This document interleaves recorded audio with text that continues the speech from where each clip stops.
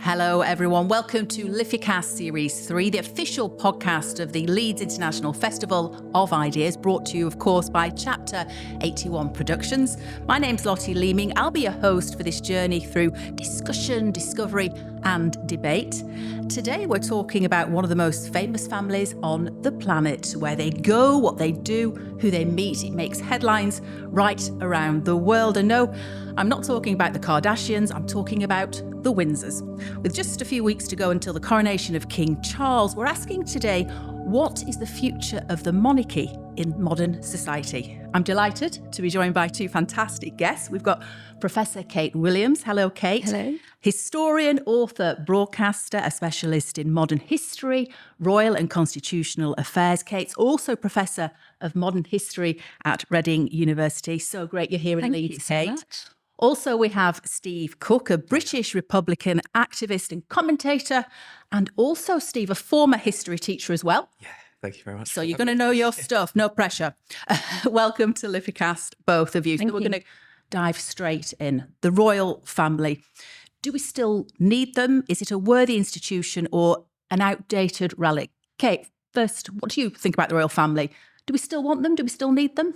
I think the royal family, and Prince Philip said this, I think the royal family exists by the consent of the people. And if there's no interest in them, if there's no use for them, there, of course, is a constitutional use. But whether or not there's the greater use of all the palaces, all the events, London coming to a standstill for every event, that, I think, is by the consent of the people. And certainly, I think what we've seen under Elizabeth II is a high watermark of monarchy in terms of its impact, in terms of the global impact, how much monarchy was discussed. When you look at the Queen's funeral, how many people came from all over the world. I mean, world leaders did everything they could to be there, and Joe Biden giving speeches about the Queen's role and impact. I think this is going to, historians of the future will look back and see the Queen's reign as the high watermark, the great moment of monarchy. And what we will see afterwards, I think, is a monarchy growing smaller in terms of role. There are great changes afoot in terms of other countries of which the monarchy is head of state. They will leave. I think Jamaica, Australia, Belize, Antigua have already said they will. That's going to happen, I think. I probably think it's happened in Charles's reign. It's going to happen reasonably soon. And the Commonwealth is changing too. So these changes are going to occur. And I think what we'll see is eventually, over time, the monarchy becoming much more along the lines of the European monarchies. So, Steve, would that suit you? I know you would like to see them gone all together. Absolutely. But what about a more streamlined version, a more refined version, if you like? I mean, it would be a good start. I mean, I disagree fundamentally with the premise that we ever needed them. I think democracy ultimately should be what we're about. Fundamentally, I would say that Republicans have sort of three main issues, I'd say, with the monarchy. One is the hereditary principle, obviously. The idea that you get a job because your dad had a job or your mum had a job. Would not apply in any other walk of life. I wouldn't become a surgeon just because my dad was one, because I'd have to be qualified. I'd have to pass tests. I don't just get it by birthright. It's kind of an obvious one that the institution's corrupt. And I say that, some people think, well, it's quite strong. But if you take corruption to mean abusing public office or using public office to feather your own nests, then certainly that applies to the royals. So picking up on that then, Yeah. you think they're corrupt, Steve. Is that because they don't have the same scrutiny that the rest of us do they? We don't really get to see the full financial affairs, plus the certain laws they don't have to abide by. They are exempt from the Freedom of Information Act. And, I'm sure, I don't know how Professor Kate's gone into various parts of their research, but from other people, they found it difficult to get hold of information. They're quite restrictive in it. There is a law. People often get assent and consent confused in terms of the royals. For example, the monarch gives assent to laws, sort of a rubber stamp at the end. But anything that affects royal finances, the Guardian's done work on this. Anything that affects royal finances sort of gets halted and gets scrutinised or looked at behind closed doors, and they often end up with exemptions and vetoes on various laws, environmental law, for example, and employment law.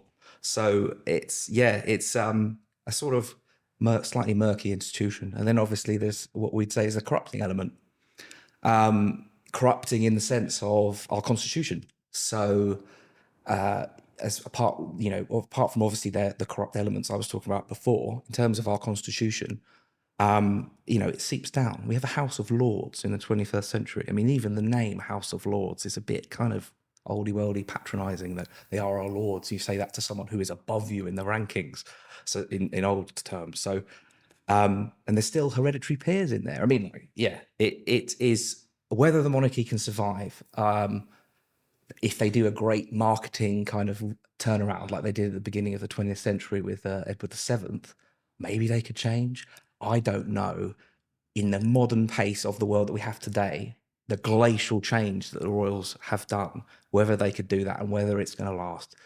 If they could and make it slightly better, it could definitely be better and still be a monarchy. You'd be happy, would they, if they sort of contributed more, they streamlined, they got jobs, they were more clear about their finances. Would that be more appealing to you, Steve? Well, certainly it's a step, but ultimately I would say about principles. I mean, people talk about the royals being symbolic. They are a symbolic head of the nation. But if it's about symbolism and we're a modern democracy, why is it not meritocratic? Why can anybody not become head of state? Ireland has some great sort of ceremonial presidents, such as Michael D. Higgins, Mary Magdalene's, really inspiring people of their times. Why are we stuck with the same family? Who some of them are nice, maybe. We don't really know them. I don't think about the Queen. I think everyone had an idea of what the Queen was and who she was. Who she actually was probably known by a very small amount of people. From what I gather, I think she was, I kind of get the impression she was like a country lady. She would have liked to have been with her dogs and her horses most of the time. I'm not sure she was that fussed about a lot of it, but she did it out of a sense of duty, as if she was the only person who's ever had any duty. But Kate, she did seem to thrive in that role, didn't she? And people did love her, and she was very popular, wasn't she? She was this constant in their life. And you're right, we knew that she liked corgis and horses, but didn't know too much else. She had a mystique. Is that what worked for her? I think that's what Elizabeth herself said when she was a little girl. She said when she was older, she just wanted to be a farmer's wife and have horses and dogs. But that was before she realised what her destiny was. And she was very much brought up to be a young girl who made an aristocratic marriage. That's what her family brought her up to be, because she was a minor royal. And then the abdication of Edward VIII pitched her father into the job of king and pitched her into the role as heir. The role as heir, of course, she was Princess of Wales, but never bore that title because there's no actual title for a female heir to the throne. We have Prince of Wales, but there's no title for female heir. And I mean, I think Elizabeth II was someone who did the job so effectively. And in terms of the constitutional role and the traveling 42 times around the world and doing this sort of diplomatic role. And I think that, we saw some of the power of that when, say, in 2011, she made the first state visit to Ireland and talked about things that should have been done differently and things that should not have been done at all, and visited the Garden of Remembrance and spoke in Gaelic and really kind of cemented what the progress that had been made. And there was a great visit in 2014 just after by Michael D. Higgins, and he talked about the hand of friendship between Ireland and the United Kingdom. So Elizabeth, and I think Elizabeth II used television very effectively. She was the first televised coronation. She used television very effectively. And for example, the address to the nation on the eve of Diana's death, when the monarchy's popularity was the lowest it had ever been in the 20th century, I think it couldn't have been lower than it was. It was really crashed. And she used the sort of her own actions around Diana's death, not just curtsying to Diana's cortege, but also speaking to the nation as a grandmother, was very effective. So Elizabeth II, I think, herself fulfilled the role with great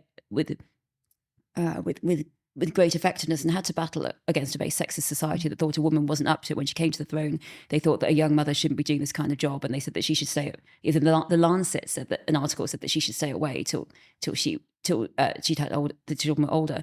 But I think the problem was that she raised the bar so much for what monarchy should be that afterwards it's perhaps difficult to, and we saw that in the funeral, the talk about, the quoting of her talk about her service. I think it's how a monarchy progress after that. Yes, that's what everyone said, didn't they? That she really gave her life to service and to the public. And what do you think then about allegations, that they're not sharing all their financial situation, that we don't really know what goes on, it's all a bit murky? What are your thoughts on that? Should we know more? Should everything be up front? And I think the freedom of information, I think if I'm right, that change was made after The Guardian demanded what became known as the Black Spider memos, didn't they? Charles's letters. And after that, the freedom of information was limited. And of course, the rest of us are subject to freedom of information. We get a lot of them at the university. And Kate, just tell us about those letters, would you? Oh, so the people who don't know. Sorry, what was known as Black Spider memos were Charles's letters to various politicians asking for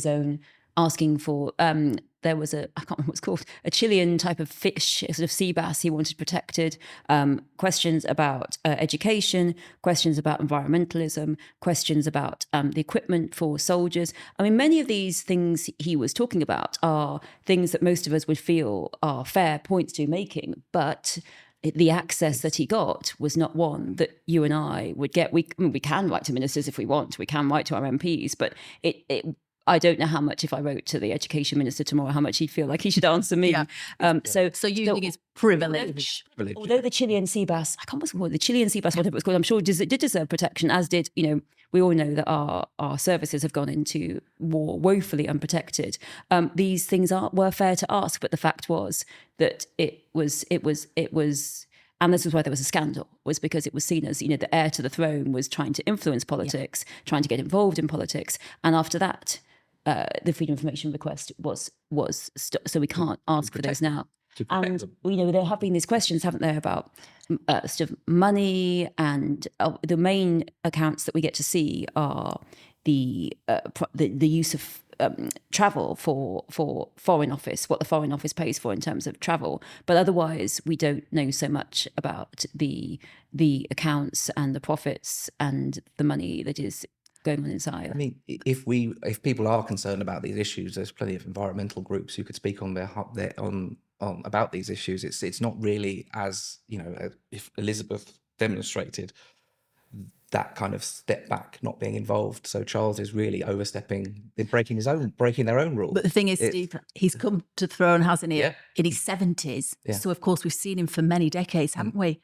And this with is his personal, sort of foundations and charities and beliefs and what he's interested in. So we've seen all that, and he has said, "I'm going to step away from that now." Elizabeth came to the throne still in the age of sort of deference, and that kind of carried on, I think, with the generation in terms of people who, think very fondly of her. We've seen Charles grow up, or I haven't personally, I'm not as old as Charles, but we can see it. We can see what he was about. The Queen, hugely popular, as you say, the crown at its peak, but he begins his reign with the popularity of his mother, the fallout from Prince Andrew, the sexual assault allegations, the treatment of Harry and Meghan, the unravelling of the Commonwealth, as you touched on, Kate, and colonial legacy. So is he able to forge a future through that? Are we going to see some big changes, Kate?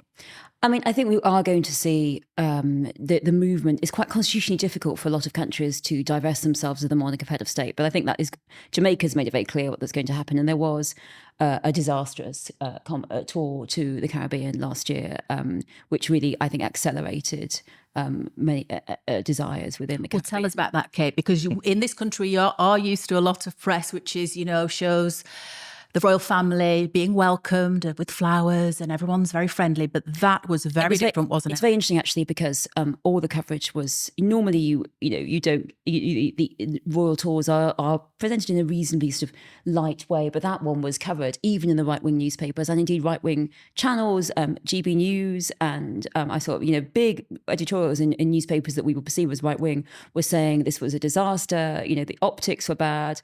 It's only accelerated the desires of Caribbean countries to become, because republics like Barbados recently did, and Jamaica in particular. I think that was the Jamaican tour was particularly, I think, problematic.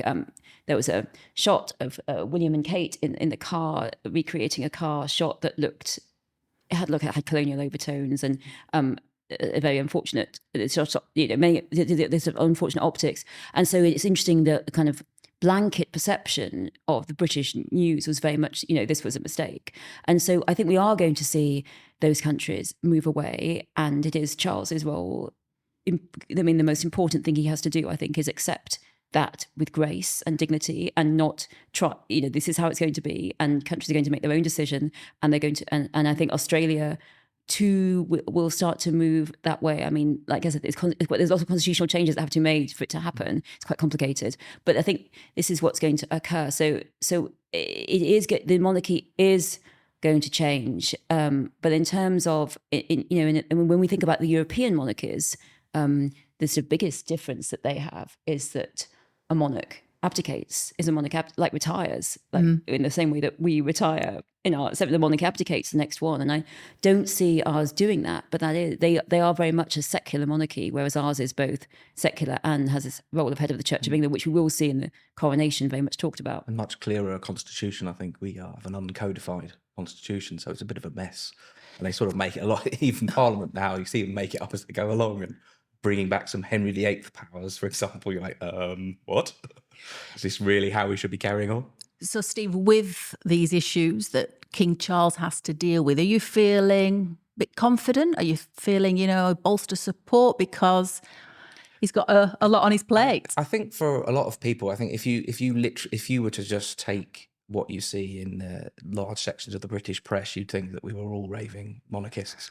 Whereas I'd say, really, there's probably about 25% of people who really are really up for it and all the sparkles and that. Most people are actually indifferent, and some people would like reform. I think actually we were almost pushing slightly on an open door, and those people who were quiet, because a lot of people had that respect for Elizabeth. I'd say people were more Elizabethan than necessarily monarchists. They're sort of like, yeah, actually maybe we can start discussing this, and we certainly should. Kate mentioned about consent. Well, when was that consent given? Our constitution sort of evolved. Like they say they reign by consent, but I'm not sure when that's ever been given. I mean, was there a vote? Has our constitution been laid before us? No. So, how much of an upheaval? What would it take for us to get to that next step, to make a change like this? Would it be a huge change? Is it even possible for us to do that? I don't believe it would be as difficult as we're making out, or a lot of people like to make out. As not to bring up Brexit, but Brexit taught us, or we were told, that Parliament is sovereign. So therefore, Parliament can, an Act of Parliament. The current constitutional arrangement was made under the Act of Settlement. So another act could change it. If, as people like to say, that they are purely ceremonial, then we would probably replace one lot of ceremony with a slightly cheaper, less corrupt, more meritocratic ceremonial role at the top. So there are options. I mean, I think the greatest scaremongering out there is when you say president, which is just a title, let's not forget, could be governor, it could be anything you like. They think of the United States, which is a totally different political system. It's a federal republic. They've got their executive is separate to the legislature. Ours is all mushed together. We could have, like Ireland. I really don't. I mean, not to say Ireland is perfect and getting rid of the monarchy would make it perfect, but there are plenty of examples around the world. So it's doable. It's an act of will. It's not. If people are like, oh, what would we call the RAF? We'd call them the Air Force, or the British Air Force. I mean, what are we really worrying about names on post boxes? Or it's a very strange kind of thing to suggest we can't do it. But for a lot of people, there is a lot of emotion and connection, isn't there, to the royal family, Kate? It's not just about them being sort of just a leader, an elected leader. There's a lot that goes with it that many millions of people do adore, don't they? The monarchy. Just as we were saying, there's a lot of affection and for Elizabeth II, I think. Her personality, the fact that she was pitched into the role without expecting it, and I think particularly her connection to the war, her connection with serving in the war and the veterans. She was really the last person, pretty much, who could remember World War II, and World War II is something we talk about so much in British culture, and she really was one of the last people who ever would remember it when she passed. I think we saw this outpouring of emotion for Elizabeth. And what's interesting is that Charles's popularity ratings were low. They were low a couple of years before he came to the throne, and they have increased. And I think it's going to be interesting to see what happens to them in the years to come, because I do think we are going to move more towards the European model. And certainly, I think this is the debate that's been going on with Prince Harry: is what do we do what happens to the younger royals. It doesn't seem fair that Prince George gets to be king and that Charlotte and Louis would just have to kind of be his backup royals if they want to go and be doctors or flower shop owners or dancers or architects, whatever they want to do, then they should be allowed to do that. And that's what they do in Europe. They have a very much, which is obviously what Prince Harry wanted. He wanted to be a half in, half out. He wanted to work, but also help the monarchy. And that, I think, is, although that was refused, I think that's the model that has to be the case. It seems very archaic that Princess Charlotte, who seems like a bright little girl, shouldn't go and be a teacher or a doctor, whatever she wants to do. It's the sort of gilded cage argument, isn't it? That they've been born in this position, and arguably, if you really like the royals as individuals, then you wouldn't want them to be in part of this sort of farcical sort of charade with the media. So if you really like them and you're interested in them, fine, be interested in them, and their history's not going to go away when we become a republic. If you're still interested in that, you can go and see them. There's plenty. I don't see why. What would they be doing then, Stephen? If we were a republic, what would you like to see the royals' role being? Whatever they want. I mean, that's the whole point, isn't it? We're supposed to be a democracy. Your freedom to pursue what you want, and if they are that dedicated to tourism, I'm sure they could take people on guided tours. I used to be my great grandfather was a prince of this, prince of that. They are independently wealthy. I mean, as I said about the finances and the arrangements with the Crown Estate and the Duchy of Cornwall, Duchy of Lancaster, it's all very complicated, but they do have private land holdings, Sandringham, Balmoral. No one's saying they should take that away from them. They can retire. They can be private people. And if they are so bound up in duty, then they will continue to serve the country. So do we think King Charles has got that in his mind that, this is what's going to happen eventually, or do you think he'll fight it? I think very much he wants his monarchy to be just as his mother's was. And although there will be changes, I think he wants, it doesn't sound unfair to say that his monarchy is much shorter than his mother's was. She came to the throne when she was really very young. And I think he wants monarchy to continue as it was, but it is going to change. I think it is going to change in terms of people's interest, in terms of people's attraction to it. And we were just talking about the younger royals. I think that is going to change as well. But the question, I think, is interesting about the younger royals, because some people say, well, we can't possibly have the younger royals doing jobs, because we saw Sophie Wessex, she did a job and then she got caught by the News of the World journalist who took the name on the fake sheikh, who trapped her in the Sale Hotel in Dubai, and she said things about the politicians. But I think, if we are going to accept a relationship with a royalty which has which has one more like the European setup, we have to be different in terms of our what we want from the media. If we say Princess Charlotte becomes a doctor, and we have millions of people running in to pretend they've got broken their legs so they can get the down low on what she's like as a doctor, right? I think we need to say, this isn't right. And some of the things that, of course, we think about some of the breakdown of the Windsor marriages, some of the intrusive coverage that we've had, some of the intrusive coverage Prince Harry talked about, that, and that he felt stories about him were sold to the press, that we have to, I think, have a more mature relationship with the monarchy and not read some of those stories in which they're saying, Diana looks fat or that kind of stuff that broke her heart. Yeah. Ultimately, shouldn't we be deciding as a democracy? We should decide our arrangement constitutionally. It's up to us.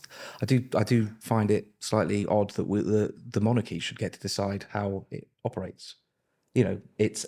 They are our head of state, are they not? And we are a democracy. So ultimately, I mean, I know you can talk about corrupt politicians till the cows come home, but in theory, we should decide how our country is run and who's our head of state. So yeah, I mean, we could slim it down, but surely that should be put to the people. That should be discussed. That should be, or a citizens' assembly, or all these kind of ideas. So the idea that we are protecting that institution, well, if it's worth it.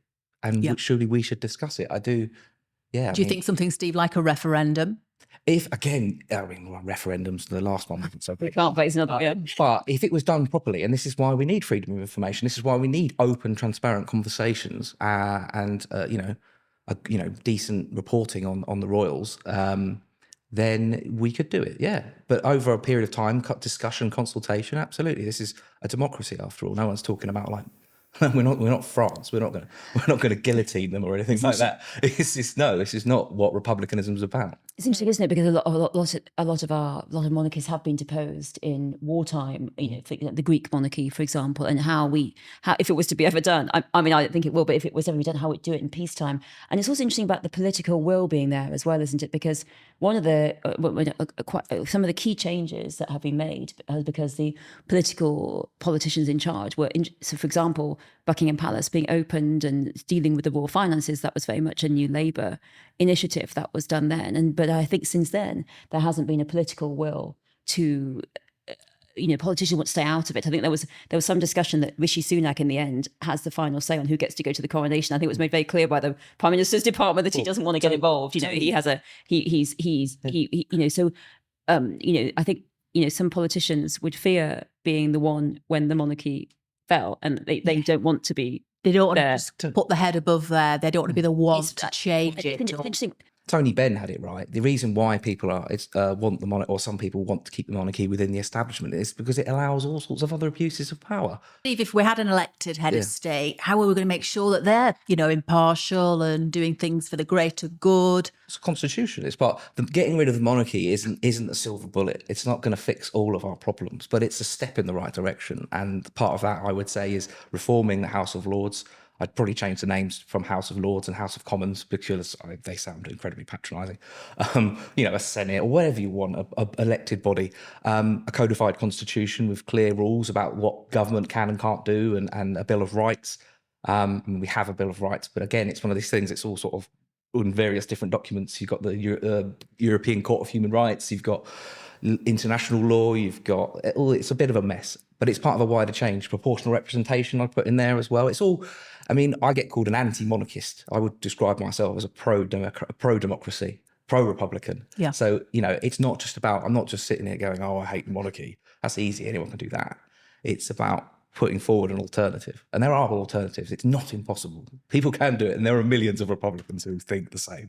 Of course, we always hear, especially from the older generation, though, that there's nothing like the British royal family cake, nowhere in the world. And it's unique and we should, treasure it. What do you think about that, Kate? Do you think that's an old-fashioned view, or does that still stand for a lot of people? I think there is still a lot of enthusiasm for the royal family. I think that the Republican, I think what is converse to it is the fact that I don't think there's a huge amount of political will among the politicians. I think, for example, Jeremy Corbyn was asked, are you going to get rid of the Queen? He said, no, of course I'm not going to. That there isn't that will within the Conservative governments. And I think some Labour governments would prefer to we haven't had a Labour government for a long time, but when we do have one, they may prefer to focus on other questions. And also I think there is enthusiasm in terms of viewing figures, in terms of people wanting to watch ceremonies, and in terms of enthusiasm and interest with the royal family. That is why we have so many newspaper articles about them, because they... Well,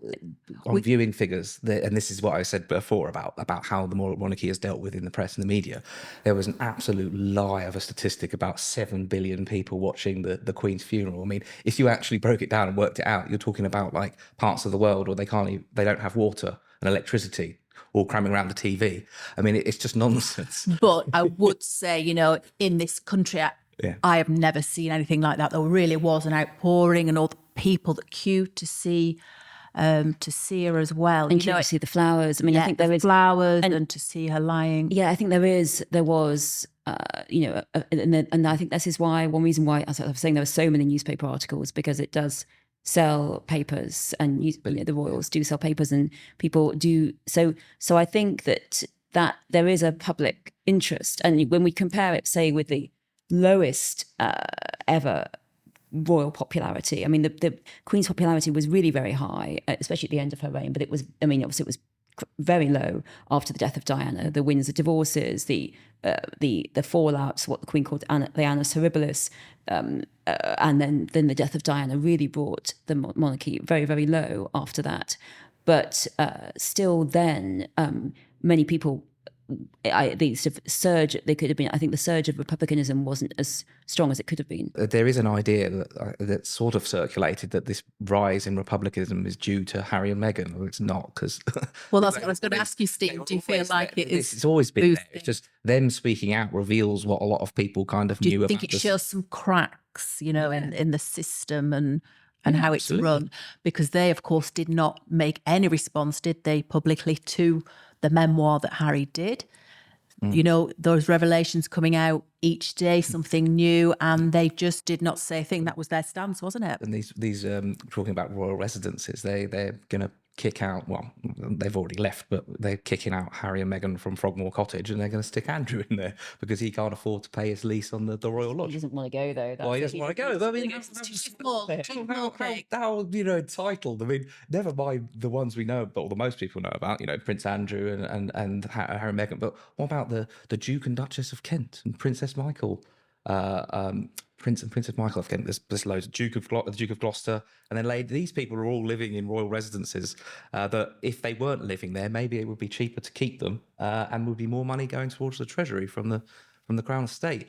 I think this is what a lot of younger people you do tend to hear, that they just think, hang on a minute, why have they got all this? Because they're just born into that family, and and we've got all these people struggling and can't afford to live, and then we've got this family that has got all this money, the jewels, the art collection, the land, the property. It just sort of doesn't sit well for a lot of people now, does it, Kate? Well, I think we are in Britain in a reckoning with colonialism, the empire, and slavery. I mean, I think this is an ongoing big conversation. There's an interesting debate I've been watching in a newspaper in which someone wrote in saying, I had no benefit from slavery as a British person because my parents worked in the mills in the north and they suffered and they were poor. And everyone was saying, that's not the case. We've all benefited from slavery in this country. We've all benefited in terms of the power of Britain, in terms of the British Empire, maritime power that drove the 19th century and the Industrial Revolution and made this tiny country that we are, one of the big economic powers in the 20th century and through into the 21st century. I mean, who knows what's going to happen in the future, but certainly we all have benefited. And I think, it's not just those families who've owned slaves who are speaking out, but all of us. I think there is this reckoning, and I think that's also the reckoning with who owns property and where does this property come from. And I think the royal family is within that. And also we might look at I think the crown jewels is something that is also one of these questions. So, for example, the Koh-i-Noor diamond, which is traditionally in the Queen Consort's crown, and that was worn by Queen Elizabeth, the Queen Mother, at her crowning. That's traditionally, but it's a very controversial diamond. Countries want it back, and also it was gained from the prince, the very young prince, by the British Empire under duress. He didn't have any choice but to give it up. So for many, it symbolises the British Empire in India and Pakistan. And so I think it's very wise not to use it. But Cullinan, the diamond that they are using, it's in the sceptre, it's in the imperial state crown, it's going to be in Camilla's crown, which is St Mary's crown. That was obviously given to. It was founded in 1905 in South Africa, and it was given to the British government by the Transvaal government, but also that they were a government who had wanted that there's been a Boer War, South Africa wants to be liberated, and these are, I think, questions that all of Britain, I think all of us have to reckon with slavery and empire in our past, but also the royal family do as well. Steve, what's your view on that? Yeah. Kate's 100% right. I mean, it's unfortunately, it's a bit. If you invoke history with the royal family and say, well, the reason we're a 1,000-year-old tradition, you can't brush out the murky bits of our past. And just from my own studies, the royals were directly involved in slavery. The Duke of York, that title, which is always not such a great one to have. They were branded. Slaves were branded with DOI, Duke of York property. I mean, it's something that needs addressing. I mean, and colonialism. Even with our honours, they're still called OBE, Order of the British Empire. We don't have an empire. It's not there anymore. Like, we have vested, sort of old hang-ons of it, but we don't have an empire anymore. Just change it. So that could be done tomorrow. Order of British Excellence done. We can still, it's not to say we don't have honours. Of course we should honour people for their service to the country, but they don't have to be wrapped up in slavery and weird titles like that. It's a hang-on. It's not modern. King Charles has, when he came to the throne, he said, apologies. Didn't he apologise for the history? And he also said, I want to streamline, I want to make it more relevant. That not enough for you though, Steve? You really feel we're at the stage now where we should be electing a head of state? I mean, how can you modernise a monarchy? You can make it slightly better. They don't maybe they bicycle more. maybe they wear more ordinary clothes. We could really streamline it down. Yes, I think yes, a good step. We could do it, but I think come on, let's actually have a discussion about it. And is this what people want? And really, is it what's right for Britain? Is it value for money? Does it represent our values? I would say no. And we did see when King Charles, started to tour the British Isles, didn't he? We saw some protests against him, didn't we? An egg was thrown at him in York, and we've seen placards, "Not my king." And then we've also seen a very severe sort of reaction to that from the authorities, and the police, and they were sort of bundled away. And in no uncertain terms, it's like, that's not on. You shouldn't be doing that. I mean, what's your thought about that, Kate? I mean, free speech and everything? I totally think people should be able to freely protest anything that they want. I think, and there's nothing offensive or stuff, obscene or horrible about those boards. They were just, nothing stuff, violent imagery or something. People should be allowed to protest freely and against all parts of British society that they wish to protest against, and that includes the monarchy if they want to do so at a royal visit. Did that worry you, Steve? The reaction you saw to people who were protesting peacefully? Absolutely. I mean, I totally condemn egg throwing. I mean, that's assault. That's not something to celebrate. But the one of our British values and things I would say is most important in our history is our right to protest. I mean, stuff has been hard won for people. The suffragettes, right to vote, trade union movement, all this kind of stuff. That was won by protest. It wasn't bestowed upon from up on high. And it is worrying that what's slightly sort of worrying about some of it is that our public officials swear an oath of loyalty to the monarch personally, and it's not to the state. It's not to democracy or anything like that. It's to the monarch and their heirs.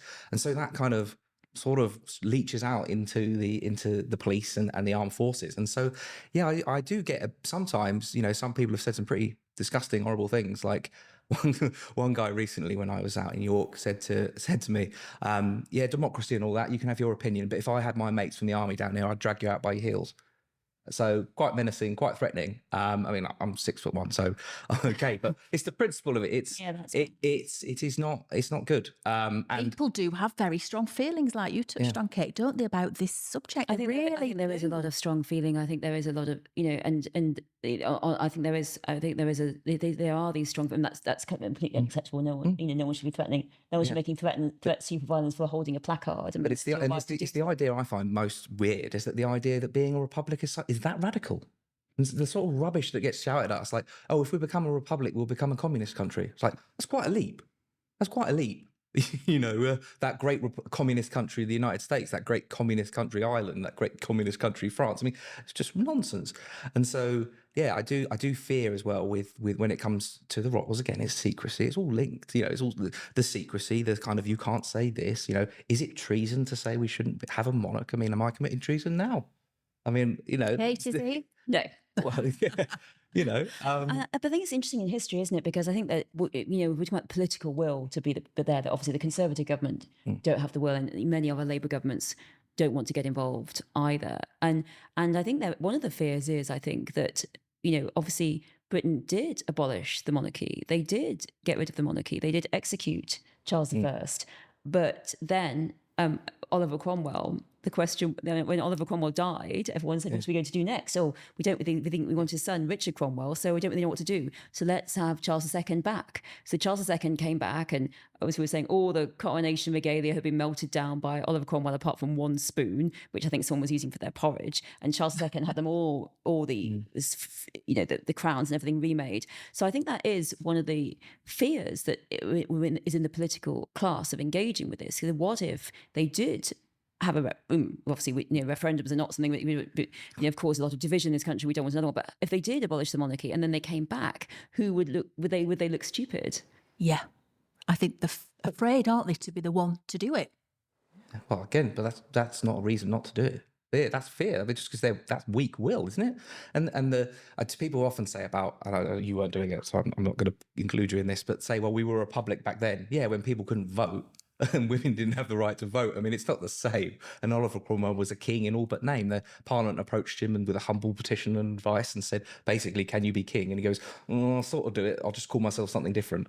So it is. And then they brought back Charles II. So I do. There Does are it give you people. hope, Steve, that it's been done before? I mean, I wouldn't. Oliver Cromwell was not a very nice person, but the monarchy has been abolished before, and it can be done. It's not a weird thing. And what was the other? There are lots of people out in the media, and I'm sure she won't mind me saying it, but a right winger, but actually quite a strong Republican, Julie Hartley Brewer. Ask her about. She's actually a Republican. She doesn't believe in any of it, but she'd never talk about it on radio. Sorry. So. Yeah, I think there is will, and they could be done. There's Labour for Republic, for example, within the Labour Party. They're calling for Charles to actually do this streamlining and modernising thing. The most modernising I think they've done, and correct me on it, most recent thing was changing the male hereditary line. So, for example, it goes William, George, Charlotte, Louis, whereas previously it would have gone to Louis and then Charlotte, and that's the most modern thing they've done. So and it's still behind Andrew, but big things. Wrapping up though, I want to know what you're going to be doing on the coronation day. Will you be tuning in? I'll be protesting, of course. Yeah. And how do you feel about protesting now? Like, you're seeing legislation coming in and you're seeing the quite heavy-handed reaction to it. Yeah. Does it put you off, or you're more determined than ever? Got to be done. I mean, it's one of these things. I can't sit here and criticise the monarchy and not do anything about it. I mean, I think a lot of people need to sort of stand up. Don't be shy. Republicanism is perfectly rational, perfectly good. Stand up and do it.